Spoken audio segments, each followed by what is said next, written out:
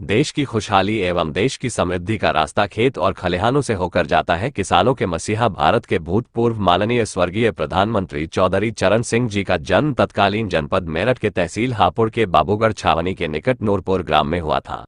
उनके पिताजी का नाम चौधरी मेल सिंह एवं माता श्रीमती नेतर कौर थी। चौधरी चरण सिंह के जन्म के 06 वर्ष के बाद उनके पिता सपरिवार नूरपुर से जानी खुर्द के पास भूपगढ़ी में आकर बस गए। चौधरी चरण सिंह जी ने आगरा विश्वविद्यालय से 1925 में स्नातकोत्तर डिग्री प्राप्त की। तत्पश्चात 1928 में कानून की शिक्षा लेकर गाजियाबाद में वकालत करने लगे।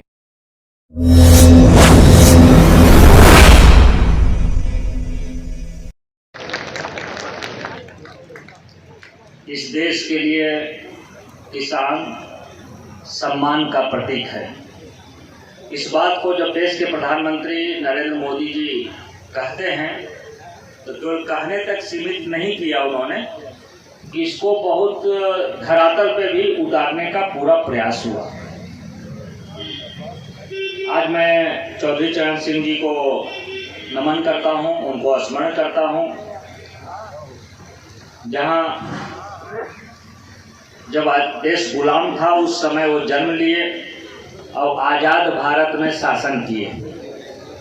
तो गुलामी की वो जंजीरें, गुलामी की वो मानसिकता लंबे समय तक देशवासियों के ऊपर हावी भी रहा।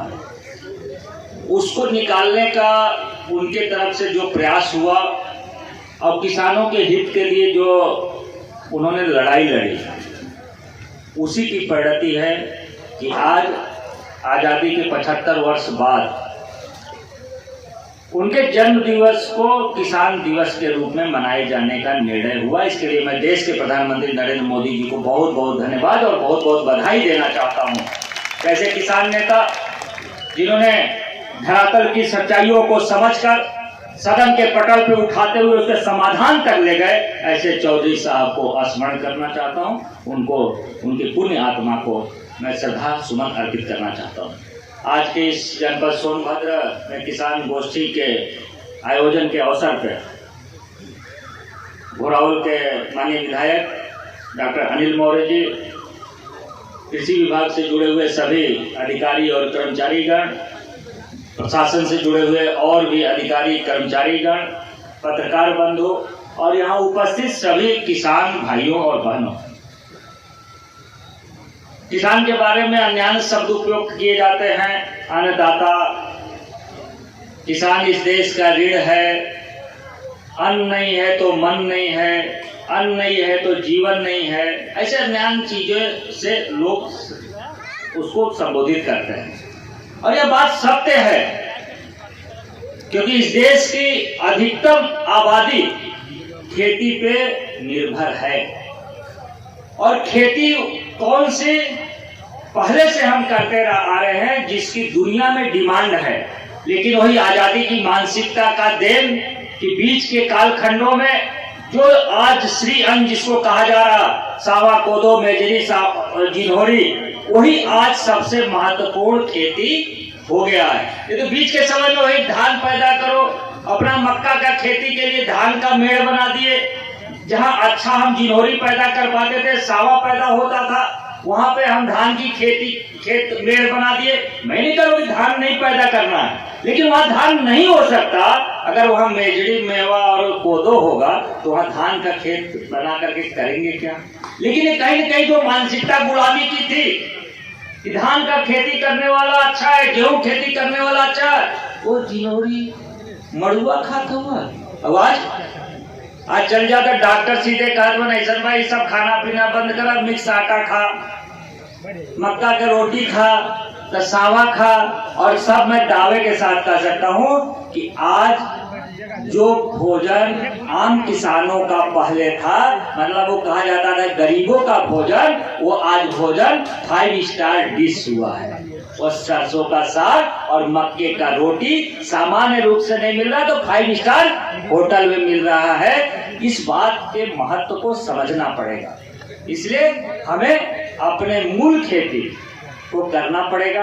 अभी मैं बात कर रहा था सावा कोदो, मैं कहा अभी मकर संक्रांति आ रहा है, जा खरीदा जिन्होरा, और नहीं तो अब तक वो सफेद सफेद पूरा हर घर से 4 बाली कट गई, जेकरा नहीं पैदा बगल वाले खेत जा रहे यार देवा लाई बनावे के बाद तो 4 बाली उतार के ले आवा। हर घर में उससे लाई बन जाती थी आवाज। तो इसलिए हमको ऐसे श्री अन्न की जो खेती है और हमारा जनपद उसके लिए बहुत उपयुक्त है। मैं नहीं कर रहा हूँ शिवप्रकाश भैया और बाकी लोगों के भी लोगों का खेत जो है उसमें धान ही होगा, लेकिन इन्होंने किया है। अभी सावा हमको दिखाया, सावा किए। राजबहादुर जी हमारे हैं। मैं तो सोचता था कि ये कोट सूट बूट वाले किसान, लेकिन आज प्रथम स्थान मिला इनको। मैं इसके लिए बधाई देना चाहता हूँ। ऐसे सूट बूट वाले लोग जब खेती करेंगे तो ये श्री अन्न का भी सम्मान बढ़ेगा। इसलिए श्री अन्न सबके साथ जुड़ा हुआ है। मैं सबको शुभकामना देना चाहता हूँ आए हुए सभी किसानों के प्रति। और आप कुछ जो भी सरकार की तरफ से इतनी योजनाएं, इतनी सुविधाएं, सरसों आया तो सरसों, मेजरी आया मेजरी, सावा आया सावा, आपको किट मिल रहा, अच्छी खेती करिए और दूसरे को भी प्रेरित करिए। और अगर आप अगल बगल दूसरे को प्रेरित करेंगे तो जरूर यह सोनभद्र खेती के माध्यम से उत्तर प्रदेश की अर्थव्यवस्था का इंजन बन सकता है। केवल श्री अन्न के माध्यम से इतना बड़ा जगह यहाँ श्री अन्न के लिए है।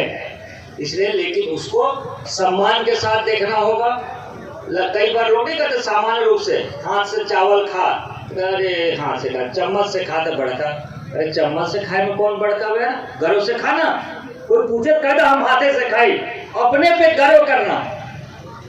जिस दिन कहेंगे कि सावा का खेती करके मैं गौरवान्वित हूँ, उसी दिन इस जनपद के हर किसानों का भाग्य बदलेगा, उत्तर प्रदेश की शक्ति बनेगी। और देश के प्रधानमंत्री जी का जो संकल्प है कि 2047 में भारत विकसित राष्ट्र होगा, ये विकसित राष्ट्र तभी होगा जब किसान का सम्मान होगा। इसलिए उपस्थित सभी किसानों के प्रति सम्मान व्यक्त करते हुए अपनी बात समाप्त करता हूँ। वंदे मातरम।